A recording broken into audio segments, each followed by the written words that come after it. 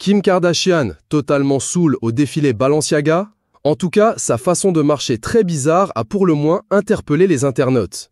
Mercredi 9 juillet, à Paris, la femme d'affaires défilait pour la 54e collection automne-hiver 2025 de son amie Demna, en poste chez Balenciaga depuis plus de 10 ans. Pour l'occasion, sa démarche était lente, chaloupée, vacillante et pas droite.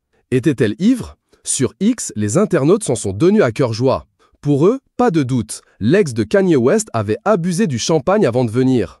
Quand tu te réveilles complètement bourré à 4 heures du mat, elle est ivre là, non? C'est ridicule. What the fuck? Pourquoi elle n'arrive pas à marcher? Peut-on lire. Mais est-ce vrai? Kim K est-elle assez inconsciente pour abuser de la boisson avant un événement aussi marquant pour sa carrière? En vérité, cette démarche était commanditée par Demna.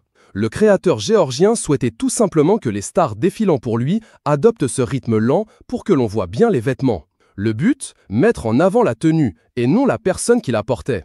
Pour son ultime défilé pour la marque, il rejoindra ensuite Gucci. Il voulait proposer quelque chose d'original. En l'occurrence, son show s'inspirait des premiers défilés de haute couture, au XXe siècle. Chacun de ces modèles représentait une figure mythique de cette époque. Ainsi, Kim Kardashian, avec sa robe immaculée et son manteau en fausse fourrure, ressuscitait Elizabeth Taylor. Notamment son rôle de Maggie Polite dans le film Une chatte sur un toit brûlant 1958. L'influenceuse n'est pas la seule à s'être fait repérer sur le podium du défilé. Isabelle Huppert a aussi fait le buzz avec sa chevelure flamboyante glissée dans son gros pull noir. Son attitude et sa démarche désabusée interpellaient aussi.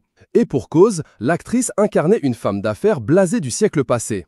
Avec cette mise en scène, le créateur a réussi son coup. Son défilé est l'un des plus commentés de la Fashion Week, d'autant que de nombreuses stars se sont pressées dans ses rangs. Adèle Exarchopoulos était notamment de le parti, tout comme Aya Nakamura et Katy Perry qui ont offert une première rencontre originale sous l'œil des caméras.